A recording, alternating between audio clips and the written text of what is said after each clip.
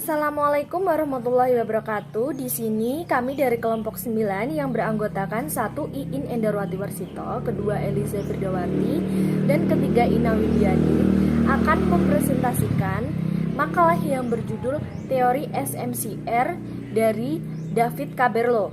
Dan yang pertama ini saya akan membahas poin A yang berjudul Biografi David Caberlo. Berlo lahir pada tahun 1929. Ia merupakan salah satu mahasiswa generasi pertama di program dokter komunikasi di bawah pimpinan Wilbur Schramm di Illinois.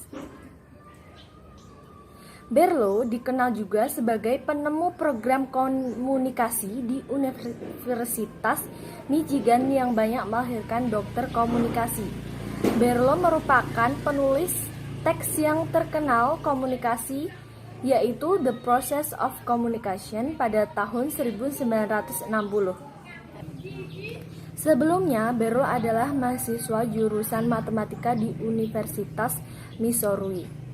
Berlo kelak menjadi pimpinan di Fakultas Komunikasi yang dibuka di Universitas Michigan. Ia menolak model komunikasi yang linier karena komunikasi memiliki feedback. Selain itu, ada juga model Berlo dibangun dalam jalur sosiologi yang dikembangkan dari model Shannon-Weaver. Ia pun mengembangkan model yang berfokus pada proses seperti Aristoteles. Cara penyampaian pesan lebih menjadi fokus perhatian daripada pesan itu sendiri. Menurutnya, komunikasi adalah a conditional system, tidak dapat diulang. Beberapa karyanya antara lain, yang pertama adalah The Process of Communication, yang kedua adalah Organizational Communication, yang ketiga Relationship Between Supervisor, dan yang terakhir An Analysis of the Communication Structure of the Office of Civil Defense. Sekian presentasi saya untuk poin A, poin B dan C akan dilanjutkan oleh rekan saya. Baik, saya akan menyampaikan yang poin selanjutnya, yaitu tentang konsep dasar SMCR David Caberlo. Pada tahun 1960, David Caberlo mengembangkan sebuah model baru dalam bukunya. Model ini tampak seperti pandangan berkomunikasi Aristoteles. Model Berlo ini memusatkan perhatian pada proses komunikasi. Berlo menyatakan bahwa pemaknaan ada pada manusia, bukan kata-kata. Dengan kata lain, pemaknaan dari sebuah pesan ada pada gerak tubuh para komunikasi. Model komunikasi sebagai bagian dari komunikasi. Model komunikasi Berlo sering digunakan sebagai acuan umum proses komunikasi bermedia. Model David Caberlo yang ia kemukakan pada tahun 1960, model ini dikenal dengan model SMCR atau sumber, pesan, saluran, dan penerima. Sumber adalah pihak yang menciptakan pesan, baik seseorang maupun kelompok orang. Pesan menurut Berlo adalah suatu pesan yang disandi oleh suatu sumber atau seseorang dikembangkan berdasarkan elemen, struktur, isi, perlakuan, dan kode. Yang dimaksud saluran dalam komunikasi adalah televisi, radio, surat kabar, buku, dan sebagainya. Sedangkan penerima adalah orang atau orang-orang kayak membaca, pendengar, atau penonton yang menerima pesan. Dalam situasi tatap muka, kelompok kecil, dan komunikasi publik, saluran komunikasinya adalah udara yang menyalurkan gelombang suara. Dalam komunikasi massa terdapat banyak saluran televisi, radio, dan lain sebagainya.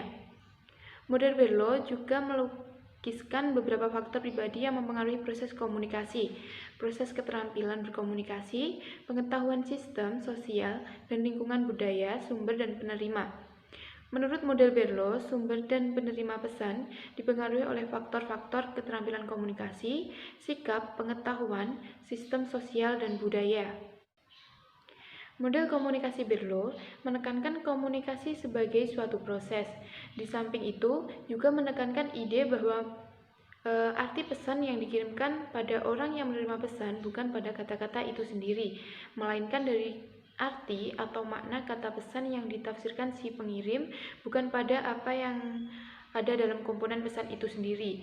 Berlo juga mengubah pandangan orang menjadi menginterpretasikan komunikasi. Baik, poin selanjutnya akan disampaikan oleh rekan saya. Saya akan melanjutkan pembahasan yang poin A, yaitu elemen-elemen dalam model komunikasi David. Dalam model komunikasi David, diketahui bahwa komunikasi terdiri dari 4 proses utama, yaitu SMCR, Source, Message, Channel, dan Receiver. 1.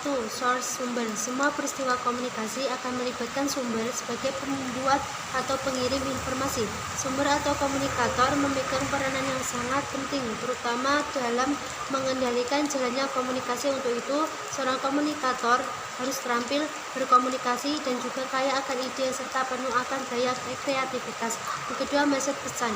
Pesan yang dimaksud dalam proses komunikasi ini adalah sesuatu yang disampaikan pengirim kepada penerima.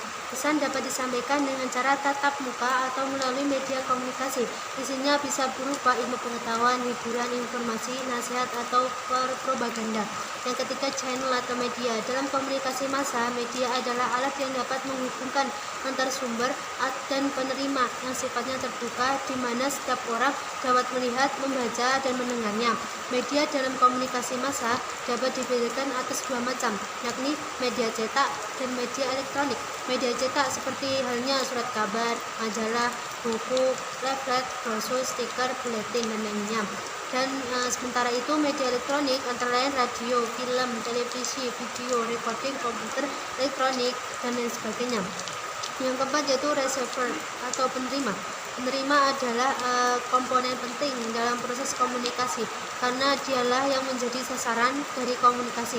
Jika suatu pesan tidak diterima oleh penerima, akan menimbulkan berbagai macam masalah yang seringkali menuntut perubahan, apakah pada sumber, pesan, atau saluran.